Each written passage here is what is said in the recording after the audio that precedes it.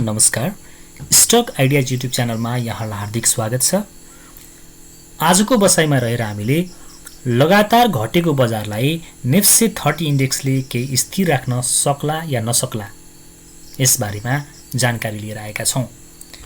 आजको जानकारीमा लाग्नु अगाडि यहाँलाई विशेष अनुरोध कि तपाईहरुले हालसम्म पनि हाम्रो च्यानललाई सब्स्क्राइब गर्नुभएको छैन भने कृपया हाम्रो च्यानललाई सब्स्क्राइब गरिदिनु होला। त्यसको लागि युट्युबमा गएर @7stock_ideas हानेर सर्च गर्नुभयो भने यो लोगो भएको हाम्रो च्यानल खुल्छ र यसलाई सब्स्क्राइब गरी नजिकैको घण्टीमा दबाएर अल अप्सनमा क्लिक गर्नुभयो भने हामीले भिडियो राख्न साथ तपाईहरुलाई नोटिफिकेसन प्राप्त हुन्छ र शेयर बजार सम्बन्धी लेटेस्ट जानकारी तपाईले प्राप्त गर्न सक्नुहुन्छ।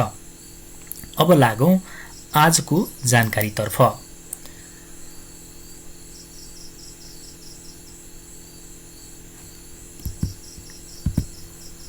पृष्ठभूमितर्फ लागौं।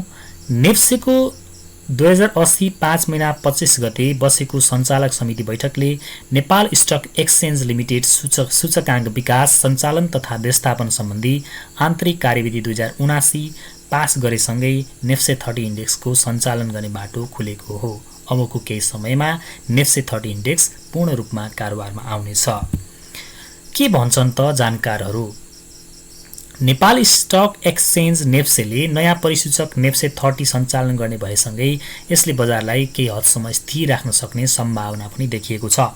यस इन्डेक्सका लागि छनौट गरिने प्राय कम्पनीहरूको वित्तीय अवस्था राम्रो रहनेछ। यस्ता कम्पनीमा लङ टर्म इन्भेस्ट गर्ने लगानीकर्ताहरूको आकर्षण बढ्ने जानकारहरू बताउँछन्। त्यसैले साना साना उतार चढावमा शेयर बिक्री गरेर नाफा बुक गर्ने अवस्था धेरै नदेखिने बजार विश्लेषकहरूको भनाइ छ। यसैगरी बजारमा नयाँ प्रवेश गरेकाहरूका लागि पनि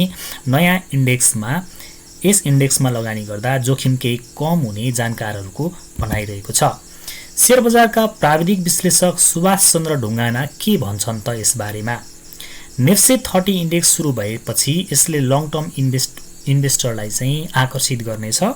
लङ टर्म इन्भेस्ट गर्न चाहनेहरू जसलाई विश्लेषण गर्न आउँदैन तिनीहरूका लागि यसले धेरै नै सहयोग गर्नेछ।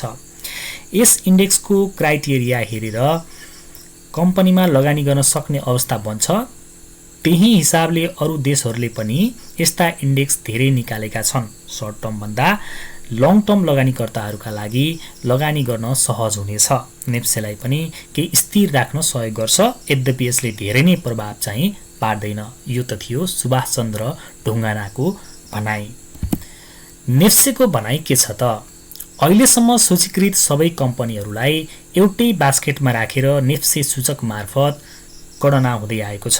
नेप्से 30 सुरु भएसँगै पुँजी बजारमा केही फरक अभ्यास देखिनेछ। नेप्से 30 सूचकाङ्कबाट दोस्रो बजार कारोबारमा नयाँ आयाम थपिनेछ र लगानीकर्ताहरूलाई भविष्यमा थप कारोबार योग्य उपकरण प्राप्त हुनेछ।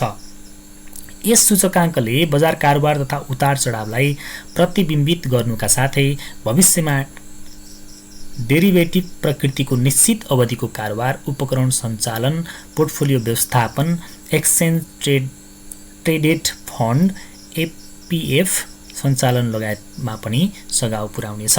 यो भयो नेप्सेको भनाइ। नेप्से 30 इन्डेक्सका लागि कम्पनी कसरी छनौट गरिन्छ त? अथवा कम्पनी छनौटका लागि शर्तहरू के कस्ता रहेका छन् त? यसका लागि प्रति शेयर चुक्ता मूल्यभन्दा प्रति शेयर किताबी मूल्य बढी भएको हुनुपर्नेछ। पछिल्लो 3 आर्थिक वर्ष लगातार खुद नाफामा रहेको हुनुपर्नेछ। साथै अघिल्लो आर्थिक वर्षमा प्रति शेयर आम्दानी चुक्ता पुँजीको न्यूनतम 10% रहेको र त्यही वर्षको मूल्य वृद्धि दर भन्दा बढी भएका कम्पनीहरूलाई पनि यो इन्डेक्स गणनामा समावेश गरिने भएको छ। त्यस्तै कुनै कम्पनीको कम्तीमा 25% शेयर सर्वसाधारणमा जारी भएको हुनुपर्नेछ वा सर्वसाधारणले सजिलै किनबेच गर्न सक्ने शेयरहरू फ्री फ्लोटको कुल बजार पुँजीकरण यो इन्डेक्समा राखिने कम्पनीहरूको शेयरहरूको बजार पुँजीकरण 1% भन्दा बढी हुनुपर्ने व्यवस्था गर्न लागि छ। साथै यी कम्पनीमा शेयरधनीको संख्या कम्तीमा 20,000 हुनुपर्ने व्यवस्था गरिएको छ। कार्यविधिले नयाँ इन्डेक्स विकास गर्नका लागि छनौट गर्ने कम्पनीहरूलाई वर्गीकरण गरेर न्यूनतम चुक्ता पुँजी पनि तोकेको छ।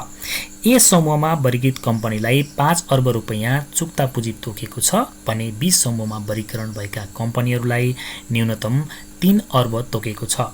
वर्गीकरणमा सूचीकृत सङ्गठित संस्था जेड वर्गमा रहने जनाइएको छ। हस्त तपाईलाई आजको हाम्रो जानकारी कस्तो लाग्यो? कृपया जस्तो लाग्यो त्यस्तै प्रतिक्रिया दिनुहोला र हाम्रो च्यानललाई हालसम्म पनि सब्स्क्राइब गरिदिनु भएको छैन भने तपाईले च्यानललाई सब्स्क्राइब गरेर भिडियोहरुमा लाइक र रचनात्मक सुझावसहितको कमेन्ट गर्नुहुनेछ भन्ने अपेक्षासहित यहाँहरुको समय शुभ रहोस् भन्ने कामनासहित म पनि बिदा चाहन्छु। नमस्कार, शुभ समय।